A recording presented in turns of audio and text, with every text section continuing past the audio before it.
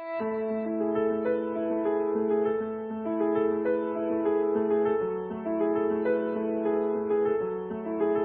वालेकुम, मेरा नाम डॉक्टर गज़ाला बशीर है। मैं इक्सी स्पेशलिस्ट और CEO of Hashmi medical and ICSI centre काम करती हूँ। मेरे पास ज़्यादातर पेशेंट्स बांझपन के आते हैं, बेऔलाद जोड़े आते हैं, जिनको हम मुख्तलिफ उनकी ट्रीटमेंट करते हैं। जैसे कि पहले ओवुलेशन इंडक्शन करते हैं, दवाइयाँ देते हैं, लेकिन आज जिस टॉपिक पे हम बात करेंगे वो IUI है। सेकंड जो ऑप्शन होता है वो IUI होता है। IUI का मतलब ये है कि हम स्पर्म्स या आदमी के जो सीमन होता है उसको प्रिपेयर करके तो यूट्रस के अंदर तक पहुंचाना होता है। ये एक टेक्निक है जिसको IUI कहा जाता है। IUI किन पेशेंट्स में करना चाहिए? IUI उन पेशेंट्स पे करना चाहिए जिस तरह के फीमेल्स हैं, फीमेल्स की ट्यूब्स पेटेंट हैं लेकिन फिर भी बच्चे नहीं हो रहे हैं, उनकी ओवुलेशन भी हो रही है, बच्चे नहीं हो रहे हैं, जिनको हम अनएक्सप्लेन्ड इनफर्टिलिटी भी कह सकते हैं, या हमने उनको दवाइयाँ दी हैं फिर भी उनके बच्चे नहीं होते। तो नेक्स्ट जो हमारा स्टेप होता है वो IUI ही होता है।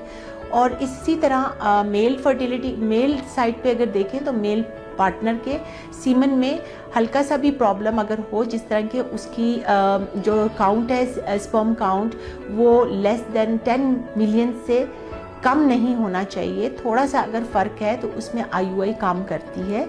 या फिर मोटिलिटी अगर उनकी कम है तो जैसा कि आपको पता है कि मोटिलिटी जब कम होती है तो उस टाइम पे जो स्पर्म है वो फ्लॉपियन ट्यूब्स तक नहीं पहुंच सकता, क्योंकि फर्टिलाइजेशन फ्लॉपियन ट्यूब में भी हो रही होती है।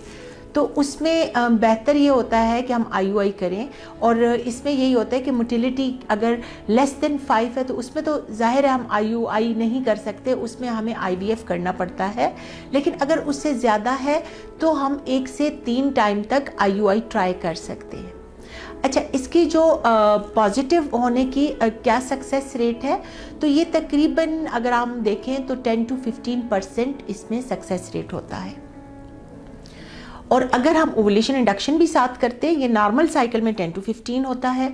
अगर हम इंडक्शन ऑफ ओवुलेशन करें तो उसमें तकरीबन 15 to 20% चांस हो सकता है प्रेगनेंसी होने के। इसको किस तरह करते हैं? इसको इस तरह करते हैं कि सीमन लेते हैं और फिर उसको हम प्रिपेयर करते हैं। इसको स्पर्म वॉश कहते हैं, सीमन वॉशिंग कहते हैं।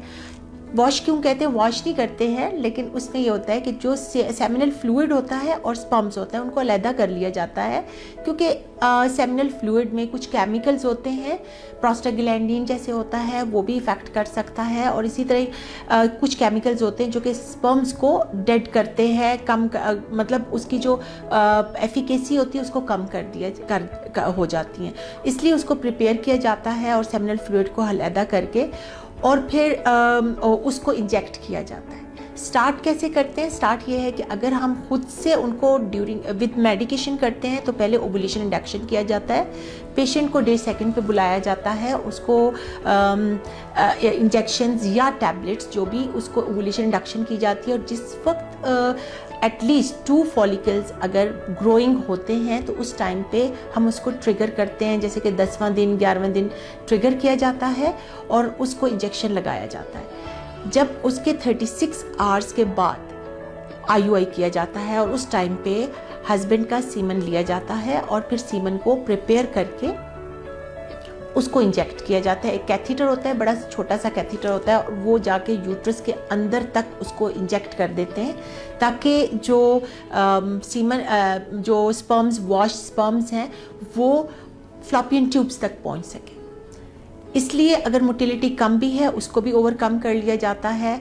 और अगर कोई प्रॉब्लम सर्विक्स में, क्योंकि एक लॉन्ग पैसेज होता है, जब नॉर्मल इंटरकोर्स होता है तो उसमें सर्विक्स विजाइना में कुछ स्पर्म्स होते हैं वो डेड हो जाते हैं, उसको भी ओवरकम करने के लिए डायरेक्टली क्या किया जाता है कि जो स्पर्म्स होते हैं उनको डायरेक्टली फ्लॉपियन ट्यूब्स तक पहुंचा दिया जाता है।